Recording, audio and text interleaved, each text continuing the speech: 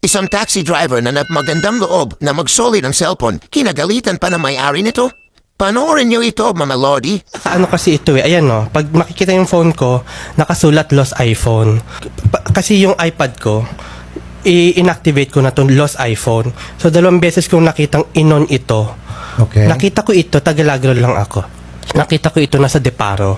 Okay. Okay. Kailan ba binalik sa atin to? Kahapon po, ang nakasulat po ni Sir dito, Sabado po niya ng umaga nakita. Hindi po siya marunong gumamit. 2 beses niya po nakabalik na siya ng gamit. Pumunta ko sa Bado, sirado dito eh. Okay, so... Kapag dati ng Lunes, color coding ako, hindi makapunta dito.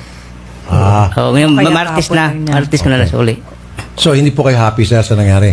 In a way kasi po naka-deactivate na po ito eh. Tinawag ko na po ito sa sa Singapore na i-disconnect na, i-suspend. Sabi ko i-connect niyo na yan sa Apple, i-disable niyo na yung phone. Alam niyo sir, mawalang galang sa Mr. Opo, Lim. pero This is the first time sa history po ng Saulanan ng Bayan na sa halip kayo magpasalamat, kayo po'y nagagalit pa. Ano bang gusto niyong palabasin? hindi ganito. Sir, diretso niyo na ako. Anong gusto mong palabasin, Mr. Lim? Opo. Pag nawalan po Sa halip na magpapasalamat ka, ikaw pa ngayon ang parang galit na para bang susumbatan mo pa itong si Mr. Elliot.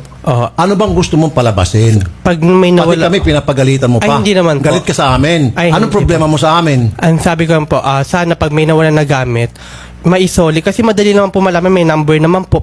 Hindi nga siya marunong gumamit Hindi ko marunong. Hindi ko marunong gamit na, sir. Pipindutin nilang po. Sa talaga hindi siya marunong magpindot eh. Sige Can po. you blame him? Ikaw sandali lang Mr. Lim, may pinag-aralan ka. Siya wala. Hindi niya alam yung sistema. Ang hirap sa iyo eh. Imbis na matuwa ka pa eh, pinipikon mo ako eh. Itong tao, he's being honest, he's being kind.